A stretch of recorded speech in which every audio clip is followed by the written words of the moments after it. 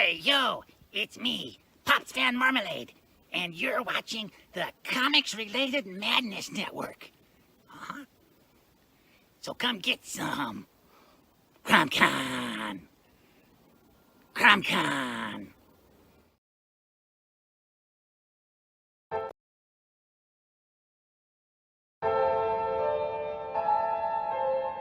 Fairview's coffee has mysteriously gone missing. Mayhem ensues when strange, coffee-craving zombies plague the city.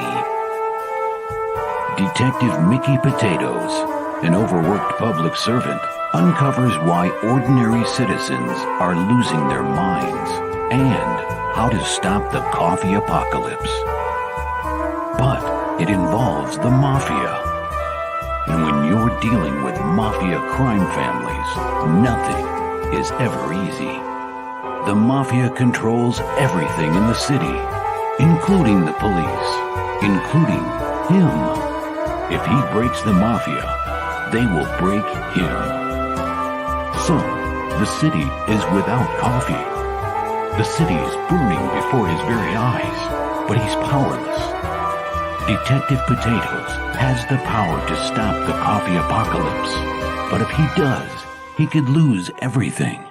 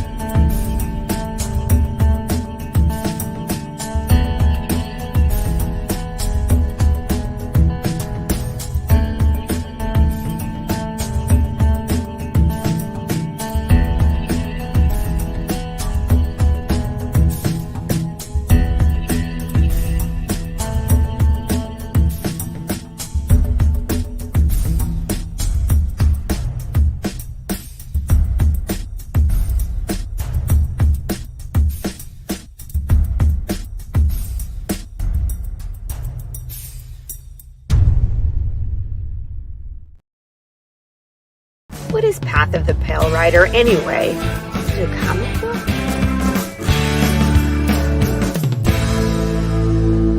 No, that's not it.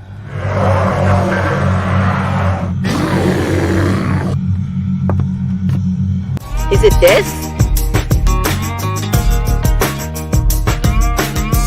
What the heck is Path of the Pale Rider, man? There's no way this is right.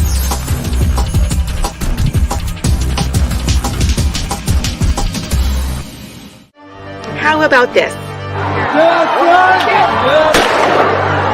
I have no idea. We're gonna rob a bank. Oh, it's this.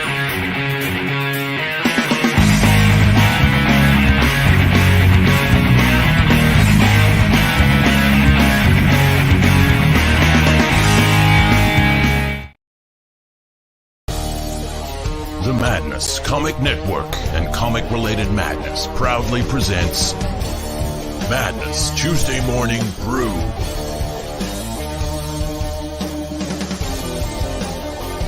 Tune in to our content on Comic Talk with Pops Van Zandt on YouTube.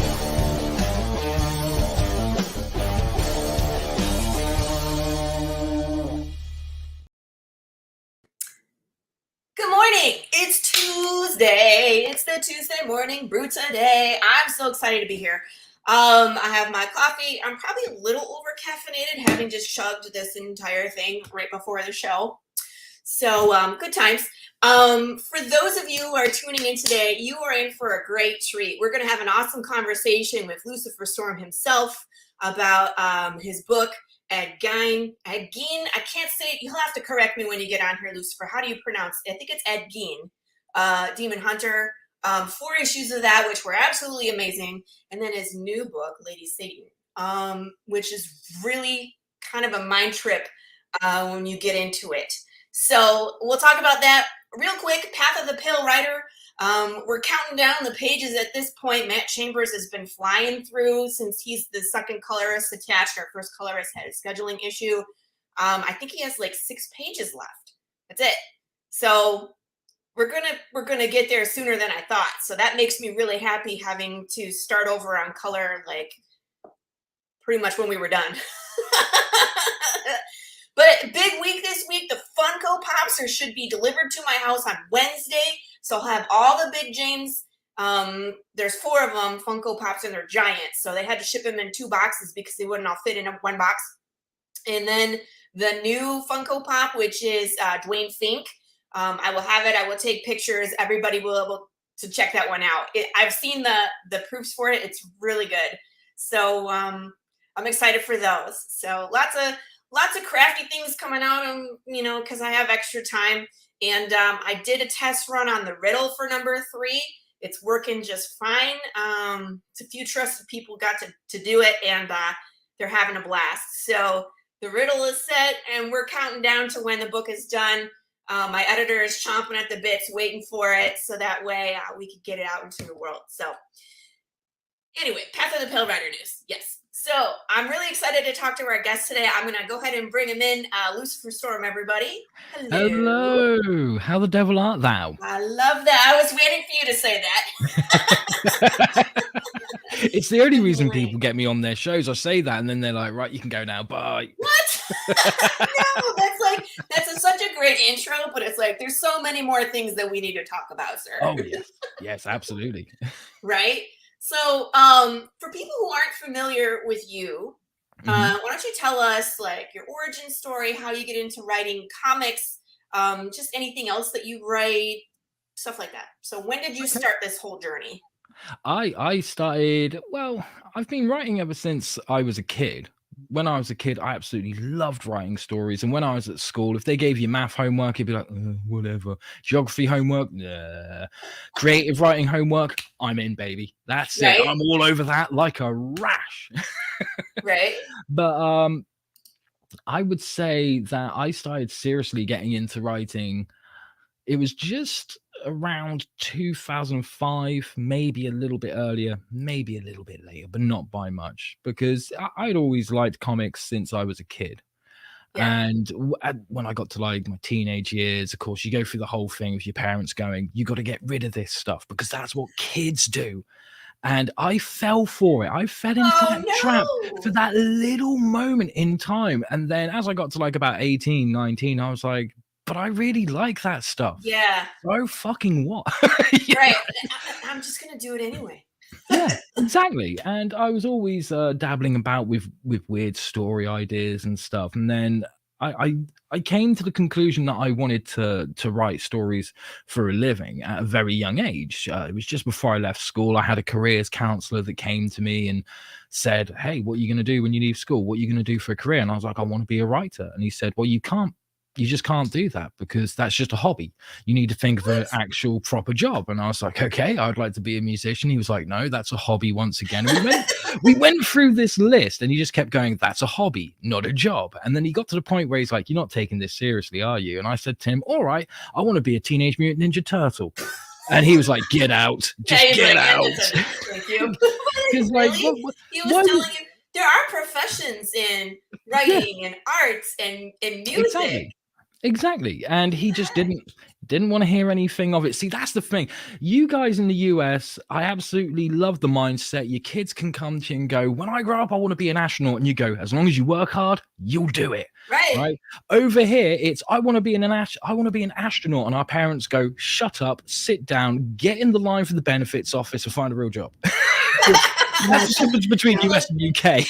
Lucifer, I would have looked right at dude's desk and said, everybody who wrote the article in that newspaper right there is a writer. And then I'd have walked out on his dumb ass. Yeah, but I liked playing with him. I liked giving him other things and then leading up to that Ninja Turtle bit. That was great. Especially as like looking back at it, like I said to him, I wanted to be a writer. Well, that's what I do as a career. I said to him that I wanted to be a musician. Well, I have done that as a career and I do that on the side as well. I said to him that I wanted to be an actor in like movies, which he said that's a hobby. No one really does that as a career. And I ended up being in a couple of films and stuff. And then I said to him, I wanted to be a Ninja Turtle. And he said, "Right, get out." But I have actually done a project. Well, I worked on a project with several people. And one of the people working on it was Kevin Eastman, who co-created Teenage Mutant Ninja Turtles. Yeah. So that's the closest I'll get to being a Ninja Turtle. But in my mind, I proved him wrong on everything. The guy's still around. You should just be like, "Here's my resume." Oh, he's probably long gone now, doing his own thing. Old curmudgeonly people at the yeah, exactly. But, yeah, in about 2004, 2005, I was hanging out with a couple of friends, one of whom wanted to be a writer, and the other one was, he was a pretty good artist, and he loved comic books since he was a kid. He wanted to be a professional comic book artist. Yeah. And we agreed, right, let's get together. Let's like make our own publisher, because what does the UK really have? We have 2000 AD and the Beano, and that's about it. And when you look at it now, it's a lot more than that. But at the time, that was pretty much it. So we started meeting regularly every week to discuss like projects and books and stuff. And like we sat down that first time and the artist showed pictures of this character that he had and stuff. And it's like, right, let's all walk away and let's come back with new things. Let's come back with artwork and scripts and stuff like that. And I would come back week after week like this with like a pile of scripts going, I know what we're doing. And I was like, what have you guys bought? And they're like, we've got weed. And then they would light up and that was it. So I was like, well, if you're not going to take it seriously, I'm going to go do this on my own. Right. So I went away and left them to do their own thing. And, I dabbled with some ideas and I hadn't drawn for ages at that point. So I had to reteach myself to draw because I thought, well, that's the only artist that I know in my small little town and stuff. I doubt there's too many out there. I better learn how to draw myself. So I started learning how to draw and stuff. And then it got to 2010, July 13th to be precise. And that's very important. That's when my father passed away. He had gone through like a 10-year battle with cancer. And my father wasn't a very religious man. He wasn't a very spiritual man. He wasn't a very superstitious man. He was quite a stoic man. But he was a para-trekker-decatryophobiac, which means he was terrified of Friday the 13th. right? Oh. And he died on a Friday the 13th. The... You There's couldn't meaning script in it. that. Exactly. Right. Exactly. And when he passed away, we had obviously like the solicitor came round to say, okay, gonna read out his will, and it was a lot of okay, these ones they've been left something, because I do have older siblings and they'd been left with stuff, and it got to me. It's been like, you've been left with nothing. Which I was like, hey, I kind of expected that. Like, it's no offense to my dad, but me and him, we didn't have the greatest understanding of each other. He was very much a laborer, and I just wasn't that way inclined. I was a creative person. I wasn't interested in that kind of stuff. I liked getting into the psyche of humans and animals and stuff like that. He didn't give a shit about that. So he was like, I don't know where you came from. You might not even be mine. Yeah, you know what? I wouldn't be surprised if he felt that way, because the amount of times I thought, I'm adopted, aren't I? You know, and I've often said to people, like, when I die at the ripe old age of 129, it will be because the mothership came back to get me, and I'll be like, I knew it, I fucking knew it. But the one thing he did do is, I mean, even though he left me nothing, I could have contested his will. Yeah. And he didn't want that to happen. So he left a little check. It wasn't much, but it was something. Okay. And I looked at it, and so many people were like, you need to, like, don't bank the check, contest his will, because then you'll be happy, you'll be sorted out for like a fair bit of your life and stuff. And I was like, no, I can't do that, because a will is a dying man's last wishes. Who the hell am I to say that their last wishes are wrong? That's pretty narcissistic. Yeah. So I looked at the check and went, well, what would my dad do with that money? And I thought he would probably turn it around and make a career out of it somehow, because that's pretty much what he did when he was like a teenager and he just left school. That's how he managed to make his career. So I was like, okay, well, what do I actually want to do as a career? Because up until that point, I've been doing dead end job after dead end job after dead end job. Long list of them. I've got a whole collection of uniforms. That everything that you wanted to do is a hobby and not a job. Yeah. And you know, I sat there and said, okay, I want to write. I want to get on with this writing. I believe I can do it. I know fuck all about it, but I believe I can do it, kind of thing. So I jumped in at the deep end and said, right, that's what I'm doing. I'm going to start my writing career, but I need to take it seriously and stuff. And I'd already been learning a bit about writing up until that point, but not everything. I wanted to explore a bit more, so I fast-tracked myself and did I got a bunch of books on the subject. I did a couple of courses, one of which landed me with a diploma in writing children's books, which, when you consider my name and the kind of books that I do, that's really ironic. But yeah, so I started it and I thought, it's sink or swim. Like, I'm jumping into the deep end without a life preserver, and I can't swim. So this either works or it doesn't. And if it doesn't, I'll get an ordinary job and probably take my own life somewhere down the line. Terrible, but I feel you. It's just like, when you're a creative person, to be stifled is one of the worst things, or to lose belief that you can create. You know what I mean? Yeah. We already start out with so much of that imposter syndrome. Like, I don't really know what I'm doing. I just kind of wing it and people like it. So as long as they keep liking it, I'll keep doing it. Right. But then, like yourself, it's like, okay, maybe I should learn some things and apply myself, get some resources, get some education. Yeah. But really, we all feel like we're winging it all the time. So that's where we start. So if you crash and burn, it's really hard on creative types, where it's like, it's being trapped in a literal cage, not being able to create. Doing a creative career is one of the most riskiest things that anyone can do. But without the risk, there is no reward. And the bigger the risk, the bigger the reward.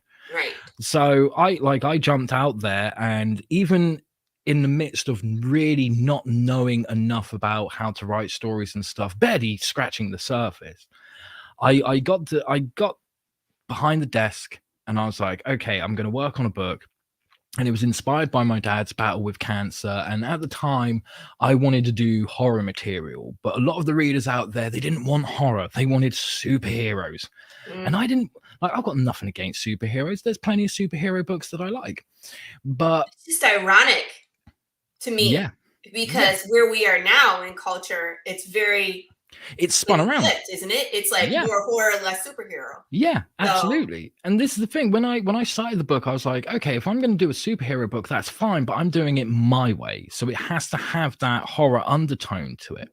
Yes. So that's exactly what I did. I worked on a book called Jericho, which was about a superhero who has a very close friend who's dying of a brain tumor, and as they are dying of a brain tumor, there's a serial killer on the prowl who is taking out people with terminal illnesses.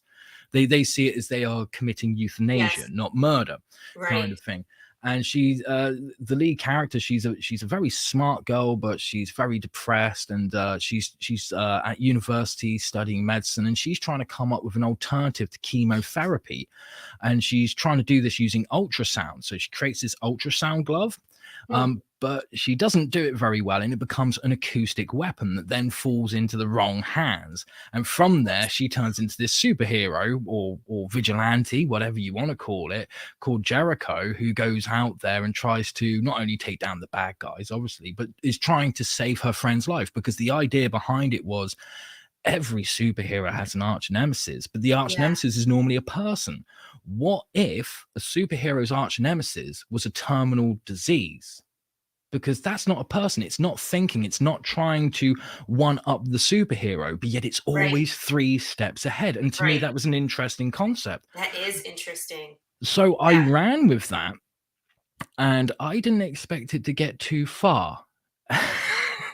And it kind of did. It started getting places. Like, I took it to conventions and stuff, and the readership grew and grew and grew. And before I knew it, like, I was on BBC Radio Solent talking with them about the book and stuff. I had directors coming to me saying, hey, we want to make a film, or we want to make a TV show of this, but they always wanted to like dumb it down and make a fluffy version, so they could get more butts in seats. And I've told Pops this before. There was one time that that I was speaking to a certain television station. I will not mention who they are, and they were trying to make me an offer saying, we want to turn this into a TV show and blah blah blah. And they explained how they wanted to tone it down so that it was a bit more family friendly, because it was a very mature reader's book. And it basically ended with me going, you can sit on this and swivel. And then I walked out. I mean, what are they thinking? And this is a big thing with creators. It's like because a lot of people think that our end goal is to sell the script to someone big like a Netflix and make a big paycheck, and then everybody gets to see the film. But what they don't understand is that these are our babies. Exactly. Right? We are so attached to these stories and these characters. And we know what Hollywood does was that they take a script, they dumb it down, they Hollywoodify things, they make things they make women more promiscuous because they need to have that sex appeal. If we don't have it in the story, they add it. So there's just, they cut things, and then, you know what I mean? It's like the whole story ends up being something completely different. And we see it time and time again. And it's not what our goal is. It's not. No, absolutely. Like you said, you are absolutely spot on when you say these are our babies. These are our children. Because the unfortunate thing is everything with Jericho was going very well. It got to a point where I said, well, hold on. If I've got these people coming to me and saying we want to make a film of it, what's to stop me from doing it? Why can't I do it myself? So we actually put in a lot of money, and we scheduled up a trilogy of animations. We were going to do these 2 tie-in animations that were focused on characters who appeared in the book, but they were not the lead of the book. So their story still needed to be told. And then that was going to lead into an animated movie of Jericho.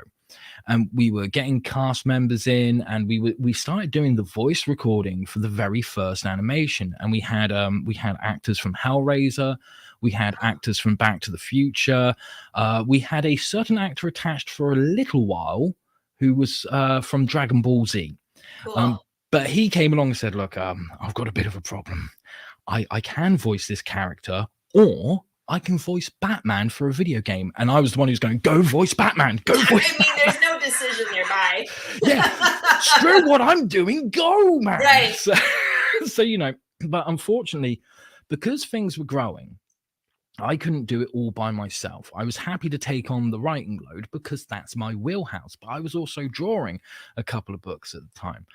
And I got in touch with an artist. Well, actually, the artist got in touch with me and said that he wanted to work on a book with me. So we started working on this 3-issue miniseries. And unfortunately, during the process of doing the voice recording, we literally just finished recording all the voices. We had a couple of animators lined up. We had a guy who was doing the score, and he used to work for Disney. Wow. And so I was very, very happy with things like that, going, yes, you know, we got all this stuff falling into place. And then the artist that I was working with, he had gone out there and run up massive debts in my name. What? So I had these collection people on my doorstep saying, okay, you need to either pay or we take a lot of your stuff to make up for the debt. Now, here's the thing that creative people don't think about, and I had never thought about it until this happened. When the collection people come along, okay, they don't care whether someone's built it up in your name or not. You can show them all the evidence you want. They are not the court. Okay, so the best thing you can do is actually pay off the debt and then go take legal action, which is what I had to do, except I had already spent a lot of money on getting these animations going. And I was like, there's a chance that they're going to take a lot of my stuff because I don't think I've got enough to pay off these debts. And if I do, then that leaves me very much broken. You know, I can't put food in my stomach. I can't put clothes on my back and stuff. So now the collection people made it very clear that because I had properties and characters like Jericho, who certain companies were interested in and filmmakers were interested in, that meant it's a very valuable item. And they start with your most valuable items. They start taking them first.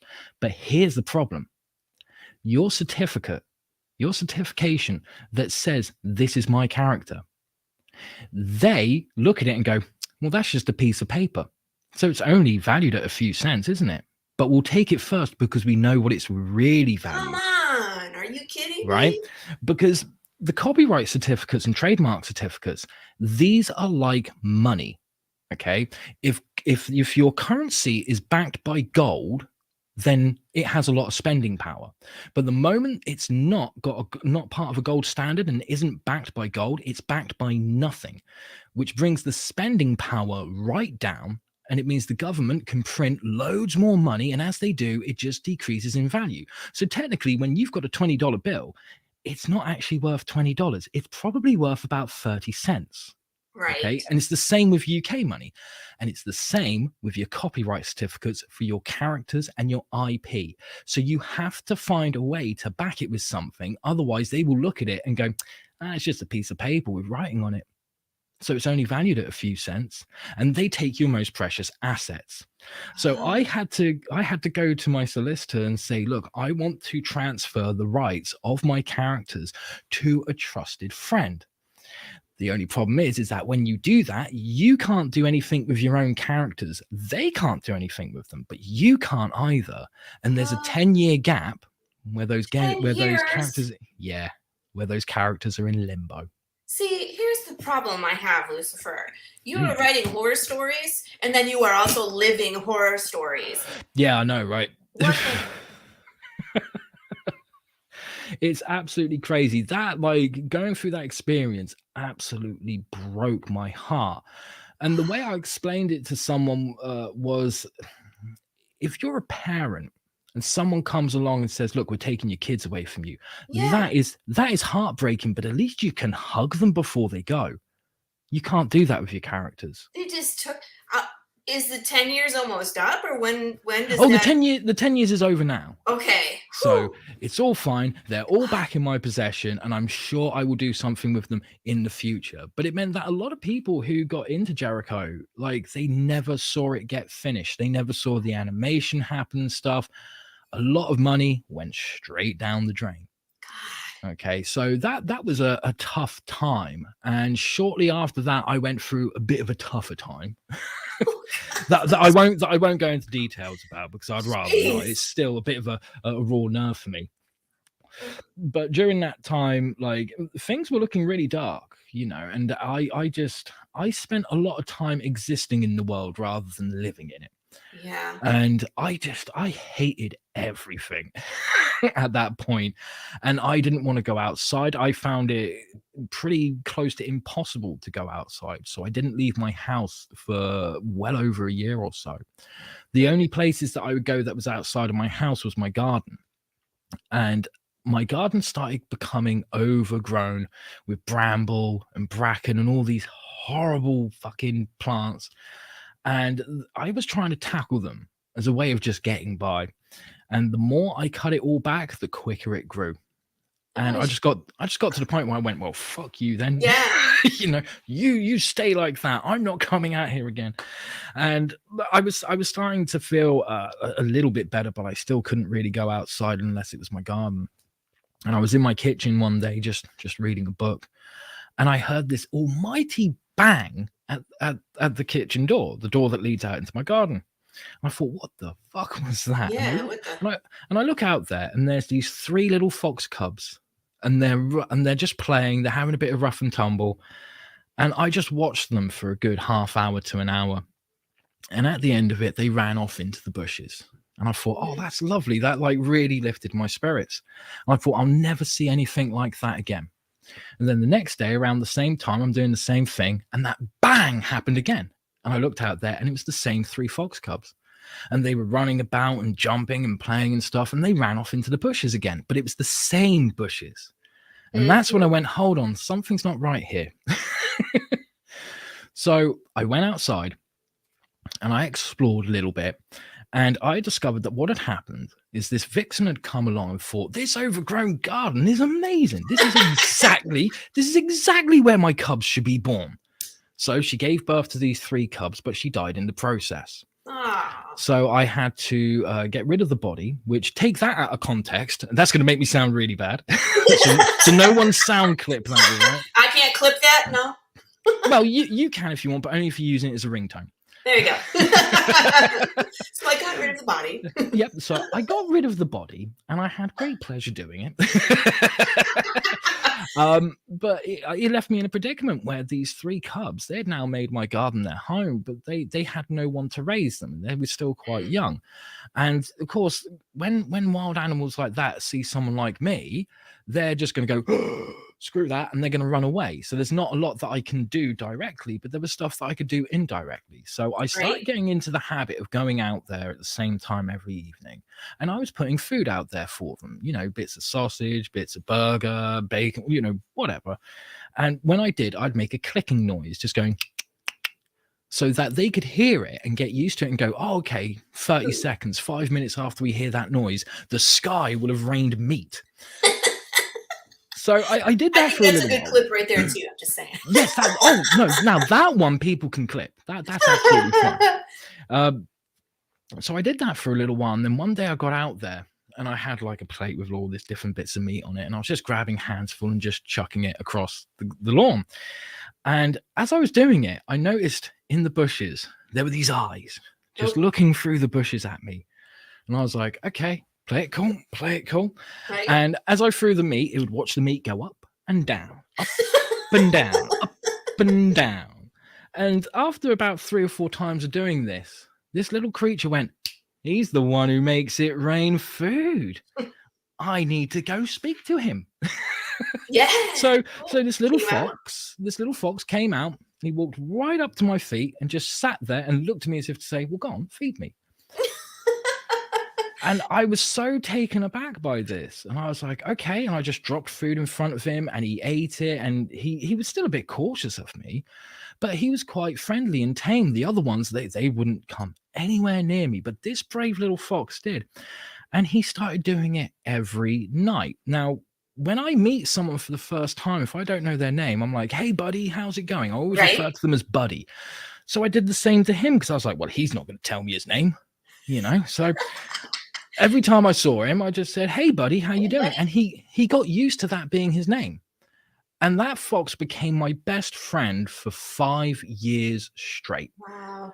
And we had a great relationship. I could go outside into my garden and just go, hey, buddy. And he would come out of nowhere and be like, yeah, that's my name. Don't wear it out. Like, and when I hear that name, I know there's food attached. Exactly. And he used to sit down with me outside, and like the amount of times I'd wake up, make breakfast, and I would sit outside in the garden, and then he would come along and be like, well, where's my breakfast then? Right. Come on.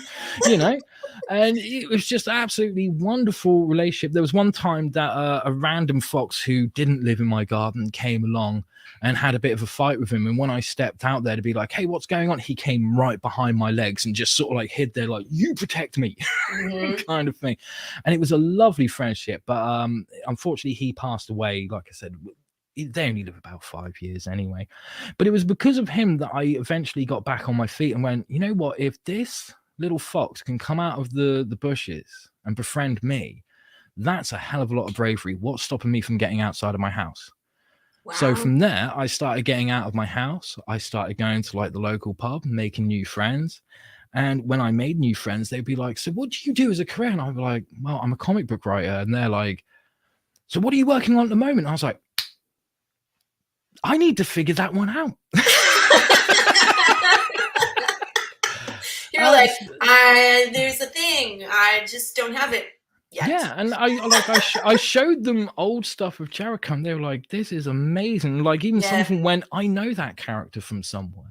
Yep. I was like, you might do. I don't think many people would, but you might do, kind of thing. And that got me going, you know what? I need to get back on this, because I'd spent so long looking at it as I built up this career and now it's being burnt down. And at that moment, I got into the mindset of it's good that it got burnt down, because now I get to start again.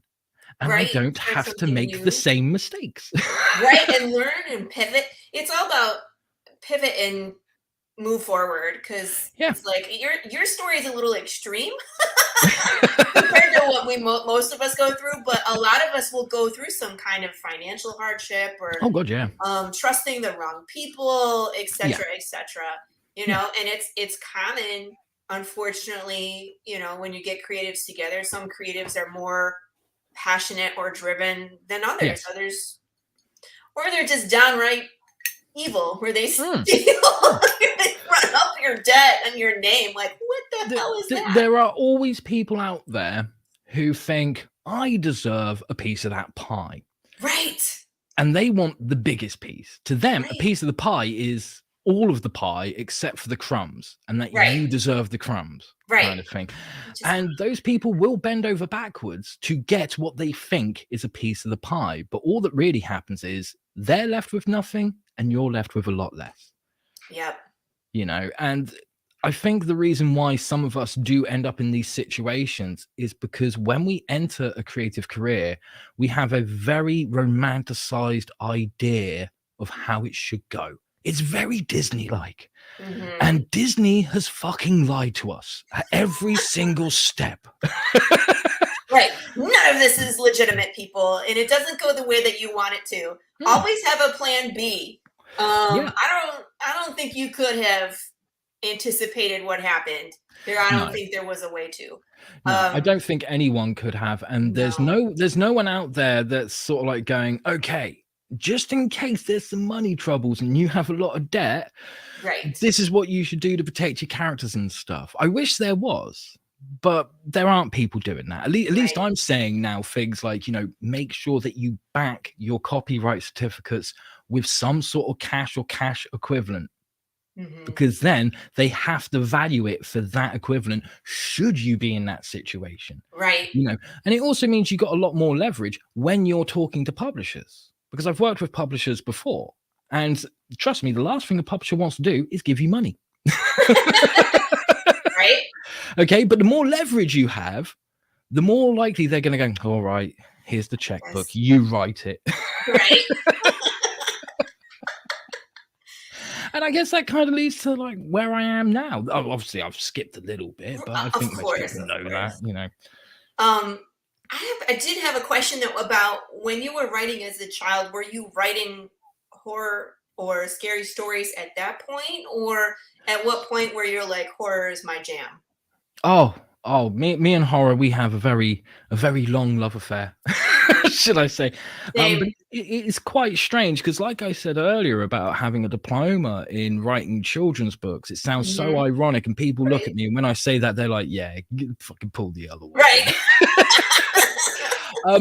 I was actually a really sensitive kid. I was easily scared by things, but a part of that was because I was raised by a parent with narcissistic personality disorder. So they teach you to be scared of everything. Everything. Because then they have the control on you. And they wanted to control everything that I watched. So if it was anything that was a little bit more mature than an episode of Sesame Street, it was not happening. So I was often made fun of at school because kids would be like, did you see this show? Did you see this movie? And I'd be like, no, my parents won't let me, kind of thing. And they were like, what? And one of my parents actually would have let me, but it was, the other one. Yes. I don't think mine was that extreme, but I had moments of that too, where it's like, you can't watch The Simpsons. And it was like, it's a cartoon. But I mean, now as an adult, when I watch The Simpsons, I was like, oh, there's other stuff in there. Like, if you're an adult, that you'll catch it. Yeah. If you're an adult, you'll catch it, but the kids wouldn't. Right. But still, we weren't allowed to watch that either. So, okay. This is one of those instances where Pops has to pop in. Since we're going to talk about cartoons with adult themes, kids cartoons with adult themes, I got to bring SpongeBob into the conversation because, Mr. Krabs lives in Bikini Bottoms. He doesn't. People don't get it, but it's always there. It's always there. You know what I mean? It's everything you're watching, and you're like, did they just say? Yeah, they did. And the kids have no clue, right? Yeah, absolutely. That's always like, I think back when we were growing up, adults had a lot more qualms about the cartoons that we were watching or things that we were watching and consuming. It was like, no, you can't watch that. So a lot of times it was like, you'd go to a sleepover, and that's the first time you would see, like, for me, that was the first time I got to see slasher movies. I went over to a sleepover with, like, I don't know, 8 other girls, and they were watching Friday the 13th, and I was like, what is this? You know? Okay, now I gotta give you the parents' view too, because when my son was young, South Park came out. Yeah. Which I watched South Park. Oh, South Park. But I wouldn't let him watch South Park. Right. Yeah. I mean, you see what I'm saying? It's like there's things that are for kids that have double meaning, but there's some things that are just not for kids that are dressed up. There was only one episode that I let him watch, and that was the public pool. Oh yes. I mean, when you start watching that, it's just, he was always after what was the first episode with like the aliens and Carmen had the satellite dish up his butt? That was the first one. That's still my favorite episode. And the dog is gay. I mean, like, there's so many things, like, right from the beginning, you're like, this is not for kids. Oh, yeah. Yeah. But see, he used to be after me to take him to the public pool. And I didn't want to tell him the real reason why I didn't want to go to the public pool, right? So you let Koepp do it. South Park you let South Park teach perfectly. South Park explained it perfectly. Like, just watch this. I was like, okay, I'm going to let you watch this one episode. Urine is in their water. But yeah, peeing in the pool, man. It was like, no, dude, I ain't going to the public pool. We lived in Phoenix. I had 15 friends with beautiful pools in their backyard, right? Right. Why would I go to the public pool? Right. That's where all his friends are. That's why he wants to go. But they don't get it. Yeah. Anyway, have fun. I'm out. So, as I was saying, I mean, like Pops does have a good point there. Like, there is some material that, it's quite right for a parent to say, no, my kids cannot watch that. Right. The unfortunate position I was in is there was plenty of material that was suitable for children that I was not allowed to watch or consume. There's nothing. Exactly. And like the way they did it was always through fear. Oh, if you watch that, you'll have nightmares because there's bad, scary, horrible stuff in there. Or it'd even be things like the only type of people who watch that are criminals. You're not going to be a criminal when you grow up, are you? Oh my gosh. Real harsh stuff like that. And then one day we were in a supermarket. Now over here, we call it Asda. I believe you guys call it Walmart. Okay. Now this is back in 1988. And I'm running around and like my parents are like, will you stop that? It's a busy Saturday night. And I'm just like, freedom, someone take me away from these lunatics. You know? And I come to the TV section and it's just they're all airing BBC One. And my parents don't know I'm there. And I'm watching a bit of this show that I never knew existed called Doctor Who. And in that moment, I'm watching a Dalek chase the Doctor up the stairs of a basement, and I am hooked. I'm like, oh, and then the credits roll, like to be continued. And I'm like, I need more of this. Yeah. But my parents came along and they caught me watching it, and they were like, you're not meant to watch that. And I was like, but it's awesome. I need this in my life 5 minutes ago, kind of thing. So because I had seen a bit and I was okay with it, because we walked away from that, my parents were like, you're going to have nightmares, you're going to have nightmares, you're going to have nightmares. And I didn't have any nightmares. Yay. Yes. So I managed to turn it around and go, okay, I'll watch what you say is suitable for me. But every Saturday at this time, I get to watch Doctor Who. Okay. Unfortunately, this was the penultimate season, so I only got like 2 seasons worth of it, and then it was taken off the air for so many years, and I absolutely fell in love with it. And my parents had just became members at a video rental store, but not like a big chain one like Blockbuster. It was a small mom and pop's one called Flix, and we would go there almost every Saturday or every other Saturday. And it would be a case of you can choose a video from this small section, because this was where all the Doctor Who videotapes were. So week after week, I kept renting out different Doctor Who videotapes. At one point, we bought one back and they were like, this thing is dead because your son has rented it so much. We have to get a new one. But whenever I did that, that section was always next to the horror section. Nice. And that's where you had all the Freddy Krueger posters and you had all these VHS covers. Like I always remember seeing the cover to Exorcist 3 every single time. That and the cover to Child's Play. And this was a couple of years before the Jamie Bolger case, where they ended up taking Child's Play 1, 2, and 3 off the shelves. And I'm looking at this stuff, and every now and then you'd hear this voice of said parent going, "What are you doing? Don't look at that. Don't even think about it," kind of thing. I wasn't looking. Yeah. Yeah, I was. And then one day we went in there, and I'm looking at the Doctor Who videos, and I'm like, I do like this, but I've just seen a video cover that really appeals to me. What's this movie? It's called The Monster Squad. And over here at that time, you had to be at least 15 years old to see that movie. Okay. And I was about 7, 8 years old. Might have been a bit younger than that. No, I was probably about 6 or 7. And I thought, right, I know they're going to say no, but I have to be sure. Because I picked that off the shelf and I looked at the cover. I was like, oh, this looks amazing. Turned it over. I was like, this sounds amazing. The screenshots look amazing. So I went over to Parent and was like, I want to rent this one. And they were so close to exploding. They were like, no way, this, that, and the other. And I didn't know what to do. And all of a sudden, as if by magic, a little lie fell out of my mouth. And I said to them, but I've seen it before. It was on TV the other day. And that was absolute bullshit. I think my mind just went, you're going to get punished for this. If you're going to get punished, you might as well make it worth it. So I told that little lie and they went, okay, I don't believe you, but you say that you did. So we're going to let you rent it. However, if you have nightmares, you are never allowed to watch anything ever again. And I was willing to gamble. Yeah, I was going to say, as a kid, though, it's like you can't really control that. Exactly. But it was like, look, I'm watching this movie somehow, somewhere. Right. Right. You're like, I'm going to do it. Yeah. So we made that agreement. I went home. I had no idea what I was getting myself into. And I watched I still consider to be my first horror movie, The Monster Squad.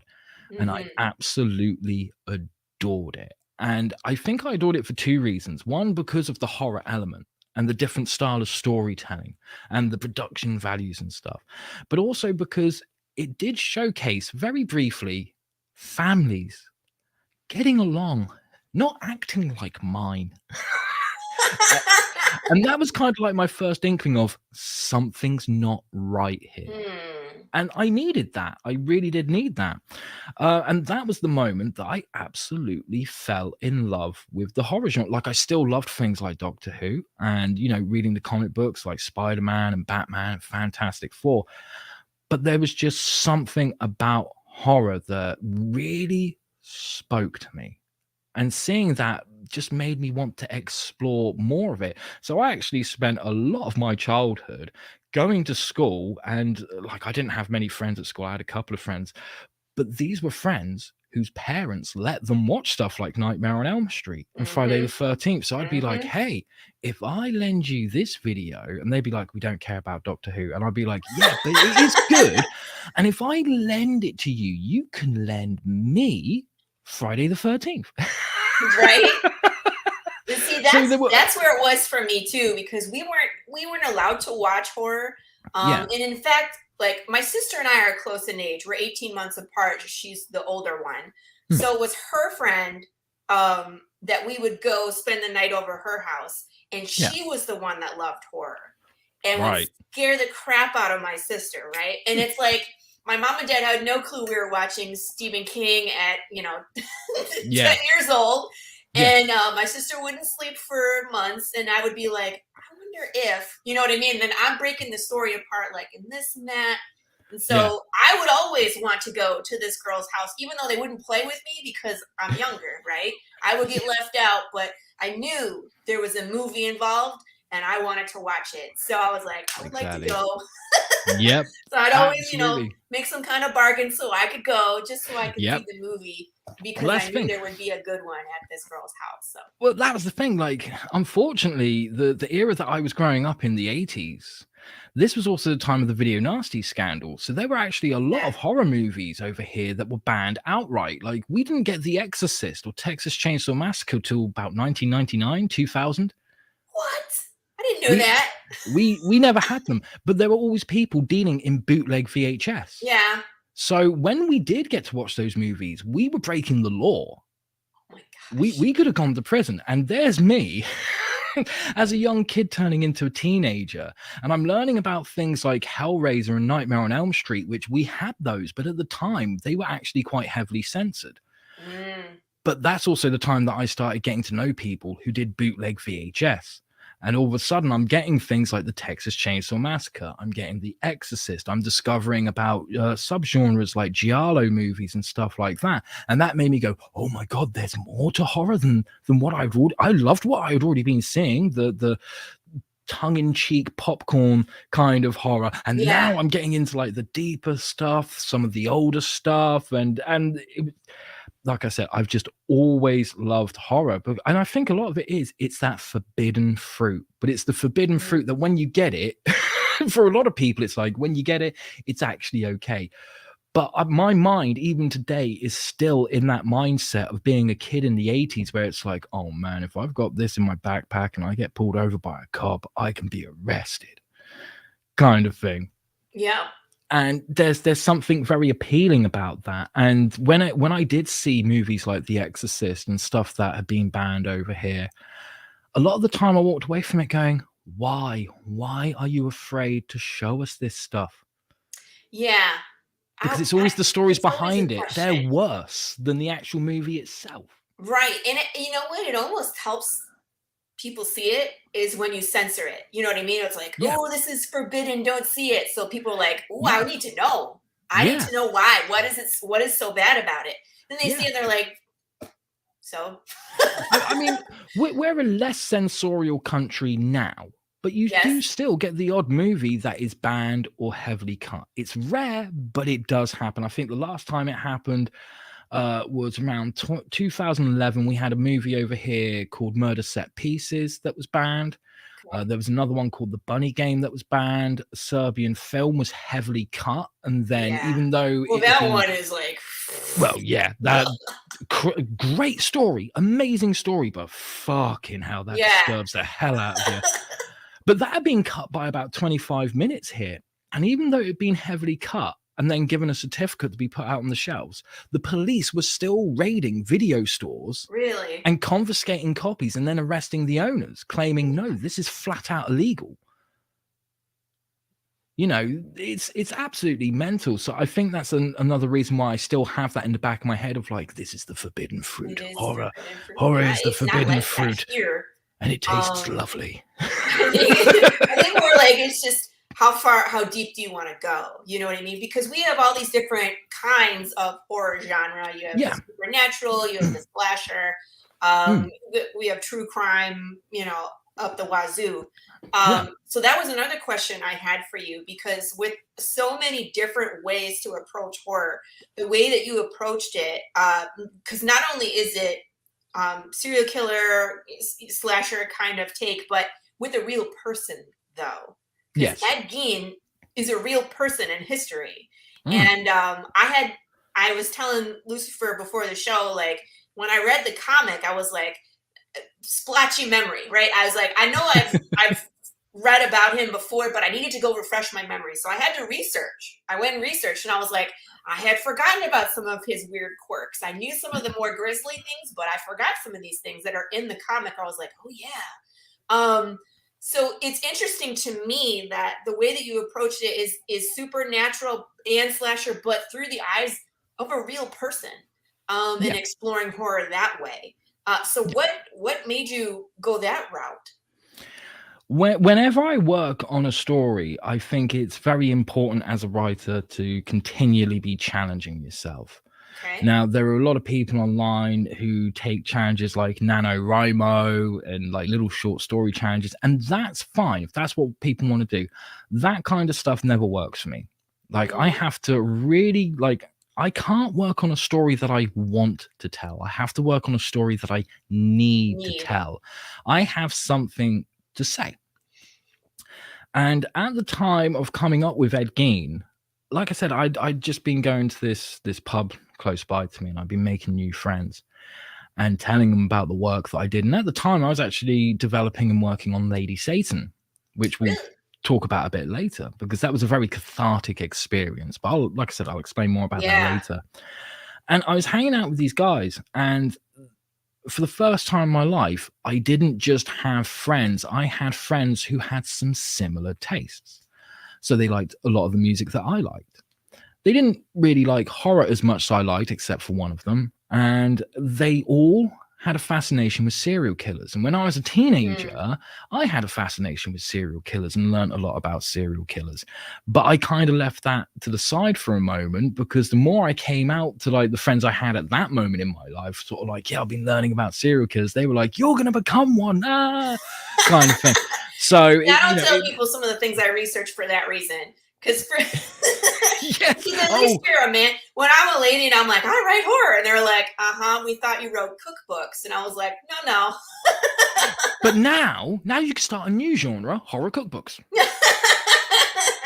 There's a lot of horror. I have a zombie cookbook, believe it or not. Excellent. But anyway, so I was speaking with these guys, and they weren't comic book readers. But they would watch like the Marvel movies and the DC movies and stuff, or the TV shows. And one of them, like, he had such a dark sense of humor. And I was like, we're going to get on just fine. Me and you, we're going to get on great. And we would often make these really dark jokes. And some people turn around and be like, damn, why the hell am I hanging around with you? Kind of thing. And we were talking. And I thought to myself, he doesn't read comic books. But if there was a serial killer one, he might read that. And I don't mean a serial killer book like From Hell or the unauthorized biography of Jeffrey Dahmer, even though those are great books. You needed something that was a little bit more fantastic. Okay? And I thought, could I do that? Could I take a real life serial killer? Because if I gave them a fictional one, they'd be like, why bother with this? We've got Dexter and other shows like that. Right. So I thought it would have to be a real life serial killer. And I thought, can I make them the lead of a story? Not a hero, not an anti-hero, just the lead that we follow. And, I got home and I thought about it for a few days and, did other things that I needed to do. And I got home one night, and ironically, I was watching South Park. Right. And I'm sat there, and I'm trying to think, like, well, which serial killer would I do? Right. And what would it be called? What would the book be called? What would it be about? And I couldn't think of anything. So I was just like, turn off brain, watch South Park. And I was just led on my couch, because it's always the way. You turn on something that you want to watch, you start set up, and then very quickly you start going over, and then that's it. Best position to be in whilst watching TV, even though everything's sideways. And I'm starting to fall asleep. And I'm like, cool. When I wake up, it'll be tomorrow. Fresh new day. Exciting things to do. And as I'm starting to fall asleep, this is when I learned that my brain is both my worst enemy and my best friend. Mine is the same. It's right? exactly, it's like half awake, right? Yes. Half awake is when the ideas come. Yeah. So as I'm falling asleep, my brain just went, hey, what about Ed Gein, Demon Hunter? And I just woke up and went, that's a fucking great idea, brain. Where were you when I needed you the most? This idea doesn't matter, and you chime in with a great idea. But if the police were to turn up now, you wouldn't know what to say, would you? Would you? Right? And it just made me laugh. There was something about it that made me laugh. And I thought, that is the stupidest idea in the world, which is why I have to explore it. It's genius. Right? Yes. So I started looking into it and thinking, well, okay, you've got a title and you know which serial killer it is. And when I first started learning about serial killers, Ed Gein was the one that fascinated me the most. So I think it was only natural that my subconscious went, it has to be about Ed Gein, right? Yeah. And there he is, the man himself. Yeah, I was like, I know we're going to talk about it, so I just want to let people see the visuals that are behind it. Oh, yeah. Just because it's such a beautifully drawn book, but it's amazing. This continue. Thank you. Continue. So, yeah, I just started playing around with it. And there's one thing I love about writing, and that's the draft before the first draft. Yes. Which sounds weird to a lot of people. I call it the vomit draft, because it's where you just... I call it the sandbox. I can understand why. I can understand why. I call it the vomit draft because it's like my brain goes, you know everything you know about writing? Forgotten. Yes. And you are just literally spewing out this idea that has no shape. It has no form. It has no reason or right to exist, but you're doing it anyway. And you're scribbling away like a madman who's possessed. And I love that moment because you're not paying attention to what you're writing. Your subconscious is doing all the work. Right. Right. So what I like to do is I like to just spit it all out on the page, and I do it either till I get to a point where I go the end, or to a point where I go, I don't know where to go from here. Right. So I've written myself into a corner, and then I take that paper and I put it in a drawer and I forget about it for a few weeks. And then I come back to it and I read it back over. And normally through that process, I feel a lot of shame because I'm like, oh, I really wrote that. Ugh. And that's when the big red pen comes out and you start crossing bits out. And then the green pen comes out and you start going, well, that's staying. But it's also when your subconscious goes, no, like the story can be about anything, but this is what it's really about. Right. So whenever I promote the book, I often say to people, yes, it's about the real life Ed Gein, right, in a fictional setting. In a fictional setting. On the surface, it's a fun adventure horror story with a bit of humor, a bit of heroics, and a little bit of heart in a frying pan. But underneath it all, it's a story about a middle-aged man who's coming to terms with the fact that the mother he loved all of his life never loved him. Right. That's what the core and the heart of the story really is. For people who are unfamiliar with Ed Gein, he was born early 1900s. There's a lot of pop culture that is now based on bits of his life because of how off the deep end he was. And again, had this mother figure in his life that was over, how do I want to say this, domineering. She controlled every aspect pretty much of his life. His father wasn't around, or an alcoholic, and his mother was the over religious, instilling fear and just saying like all women are promiscuous and sirens of the devil. So when you start warping a mind like that, it's all right. Do they have that gene where it takes them to that dark side? But is it nature or nurture? This is something that comes up with serial killers all the time that we can discuss ad nauseum. But it's like his mother was really the driving force in his life that made him do the things that he did. Just the upbringing that he had. So Ed was exhuming corpses, and he was taking skin, and he was making a skin suit. So if you see, you'll see things in pop culture like Psycho with the mother, the relationship with the mother. I'm talking, of course, of Alfred Hitchcock, Psycho. And then, of course, Silence of the Lambs, Buffalo Bill, making a skin suit. These are all, attributes to Ed Gein. So he was caught. He was committed. He did not stand trial. He was insane, and eventually did die. So this story picks up like he's in hell in this loop where he's continually digging up his mother's grave. That's where they find him. And it's just really interesting that Satan has to have his help to go hunt down a demon who has escaped hell, and is if the demon can figure out a way to get back into their body, can therefore break into heaven and start a war. Correct? Yep, this is correct. They can prove that God is not infallible, and because of that, the destruction of everything in the universe will begin. Right. So that's the whole reason why someone needs to stop this demon, but Satan can't do it himself. He has to preside over hell. So send a hunter, a human hunter, to go hunt a demon, right? Send the evil to track the evil. So genius. And it like I said, I was reading this and I was like, you see the Buffalo Bill bar, and like the bartender's name is Mary, which all has to do, like, we're talking about pop culture again. And like the two murders that Ed Gein was, I don't know if he confessed to, was Mary, right? The bartender at the bar. Mary Hogan and Mary Bernice Hogan. Warden. Right. So those are the two that he owned. Did he own them, or did they just? No, they found Bernice Warden's body in his house, hung upside down, headless. Head? Yeah, they found Mary's head in the burlap sack in his kitchen. Right, there you go.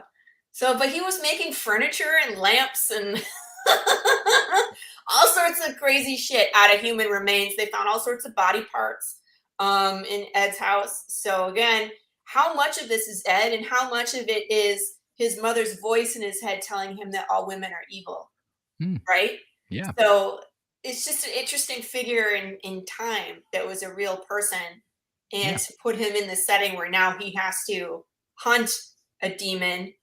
And even in the story, I found it great that Ed was like, at first he says no, because he was like, I'm going to fail and then mama will be upset at me. She'll be disappointed. So it's still his relationship with his mom. And I think they convince him, because of his relationship with his mom, where he was like, mama will be proud that I saved God. You know what I mean? Yeah. So it's like, it's really even in hell, his relationship with his mother is still the driving force behind his actions. And people, I gotta say, when you get to the end and you find out, and I'm gonna spoil issue 1 for you right now, but I'm not gonna talk about the rest of them because you gotta go on that roller coaster ride yourself. But here's the kicker. So Ed is now on Earth.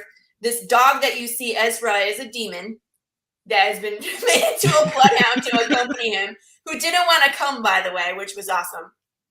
And at the very end, they find the demon in the Buffalo Bill bar in a scene of carnage, and the demon is his mother. So this... If only we had the soundtrack, the bum, bum, bum. Right? And it's like, when you find it out, it's like, oh God, where are we going now? So just a great plot. And then it just takes off from there, people. So just really gets you hooked in. So, and like you said, you did mention all these other serial killers like Dahmer and Ramirez, and it's like they list them off, and it's like the fact that you chose Ed Gein was interesting to me, and I think you said why. but there's so many other serial killers and other ways that you can go in the story too. Yeah, absolutely. But I mean, I'm very focused on writing character-driven stories. I think that's something that comes through without me even needing to say it. Yeah. And one of the keys to a character-driven story is if you take that character out of their story and put someone else in, if the story stays the same, then it's plot-driven. Right. But if the story would be completely different, it's character-driven. And if I had dropped Ted Bundy in there, or Richard Speck, or Jim Jones, the story would be so drastically different. It just had to be Ed Gein. It makes much more sense for it to be him and chasing his mother. And it's like, so, and I mean, when I was researching, I know that she was kind of a warped person, but can you speak That's one word. about how, I mean, I say that lightly, right? She worked. But how much research did you do into Augusta and her relationship with Ed? And like how much of that is going to show up in the story? We did an extensive amount of research. I mean, when I was, whilst I was scripting it, it was days and nights for several weeks, watching documentaries, reading books, scouring the internet, speaking to whoever you could to find any tiny bit of information. I even went on to eBay to see if there were any books available that were long out of print that included any information that I could find, because where I'd spent so long, like that big gap of time where I hadn't really been learning more about serial killers from teenager to like recent years, I had to refresh myself on a lot of it. So I was going through it and going, oh yeah, I remember that. And then I was learning new things and going, oh, this is fantastic. And I found that there was a comic book series. It was quite an underground comic book series, and I can't remember the name of it. But I picked up some issues of it, and each issue was a biographical depiction of different serial killers. Interesting. So there was a John Wayne Gacy one, there was a Ted Bundy one that I picked up, and there was an Ed Gein one which had two different covers, so I managed to pick up both covers. And there was loads of information in there that I was not aware of, such as Ed Gein's earliest memories. Which I thought, okay, this is fascinating stuff. I need to learn about this. Such as one of his earliest memories is being a young child and him being close to the stairs that lead to the basement, and he didn't know who, but it could only have been his mother. He felt something push him, so he was about to fall down the stairs as a very young child. He's only just learned how to walk, and then his mother grabbed his arm and held him up and just started screaming abuse at him. You stupid little shit, all this, that, and the other. If you had fallen and broken your neck, I wouldn't have done anything. So I found that absolutely fascinating. And I didn't know that where Plainfield is a very small town, similar to the town that I live in, probably smaller and a smaller population than the town that I live in, though. A lot of the locals there, once the news had got out there about Ed, they didn't know how to handle it. But they didn't want to be scared. They didn't want to be crying and going, oh my God, how could something like this happen? So everyone who lived there started incorporating a sense of gallows humor, and they were always trading jokes about Ed and little limericks that they had made up to deal with the situation. And this was stuff that I all discovered from this book. And I was like, this is timeless. This is classic. This is the stuff that I think a lot of people would overlook, or they would probably give up a bit before they got to this part in the research stage. So I went through all that, and then I went scouring because apparently some new photographs, well, not new, they were old photographs, but they'd been discovered several decades later that had never been seen before, from when the police were searching the farmhouse and some of the stuff they found. So I was like, great, I've got to see some of these photos. So I found all the old photos and I found some of the new photos as well. There was one in particular where they were bringing out one of the chairs that he upholstered with human skin. And I was like, right, I'm going to save that to my hard drive reluctantly and hope no one comes along and says, we need to check that. Because I'll be like, yeah, let me explain something real quick. Right, before you look at that, can we talk, please? They'll be like, all right, Mr. Storm, first things first, no porn, disappointed. Like, there isn't any porn on there, however. And then when I got Christian aboard to do the artwork, because it was a long, arduous process finding an artist who would say yes to doing a book like this one. Christian was absolute heaven sent. And I said to him, okay, it's about Ed Gein. And originally I said to him, oh, it's going to be a one-shot, because I was still early in the stages of scripting and honestly thought it was going to be a one-shot story and evolved into this 4-issue miniseries. Mm-hmm. And I said to him, it was about Ed Gein and it was set in the 90s. And he was like, I'm in. I am all in. And I said, okay, but I'm going to have to send you lots of reference. And he was like, that's great. I was like, I don't think you understand. Right. So you're like, I need all these crime scene photos in this room, and good luck. Yeah. So I sent him like this huge folder full of crime scene photos and photos from when he was when they were attempting to try him, and and all this other stuff, so that he could get the look as accurate as possible. I even sent him pictures of Augusta Gein's gravestone and things like that. And one of the things that really solidified that me and Christian were going to get on like a fucking school on fire was the fact that when he was drawing the pages, not only did he have all these photos printed out around him, he was listening to podcasts about Ed Gein as he's drawing it. So the research was extensive. Absolutely extensive, and it comes through. It really does. When I was looking at the scene, the police are in his house, that scene, and you're looking around. You're like, oh my god, oh my god, oh my god. You know what I mean? Like, you just look around this one panel and all the horrific things that are crammed into the one panel, and then when you compare it to the list of things that they found in his house, they're all there. Sorry, people, but you gotta see it. And the fact that it's accurate is and it's like there's so much horror comics that are out, like Liar. Okay, so I was reading Liar, it's super gory, and when you put it in context of that's fictional and this is factual, it makes it that much scary. I don't know about scarier, but grotesque. When you realize that this actually happened, it's gross. It's so gross it makes me laugh, which is pretty gross, because if I'm giggling, it's gross. It's gross, but it's a good time, and it's just so fun to see something that accurate as well. So I think that you guys tackle the dark side of it so accurately. That in itself makes it a must read. Like, you guys have to see what's in this book, right? I think so. I think people should. I think they should. If you like horror, I love horror. You know what I mean? And again, when I went in, I was like, man, serial killer. Everybody's doing serial killer now. But when I went and read it, it's fabulous, people. It's fabulous. I'm glad that you liked it, because lots of other people have really enjoyed it. I mean, on this page a bit further down, people have left reviews, and we got a couple of YouTube videos where people have reviewed it, and some tweets that people have put up as reviews and stuff. Spoiler-rich review, right? Yeah, a whole 45-minute video. That, God bless that man. like there's a ton reviewing this, and they're spot on. So I highly encourage people. This is Lucifer's website, everybody. I put it in the chat at the top. I'm going to put it again here so you guys can find it. Real easy. There you go. Your pictures are fabulous.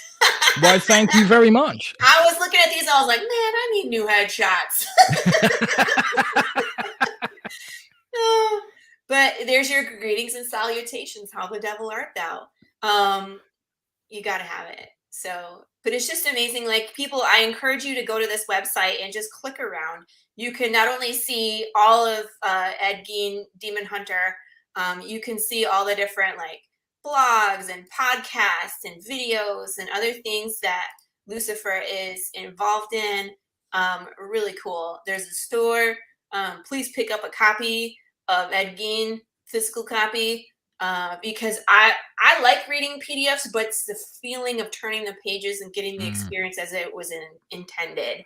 you know what I mean, is really where I live. I really encourage people to do that. So all of his stuff is here, plus some additionals, so you can shop around.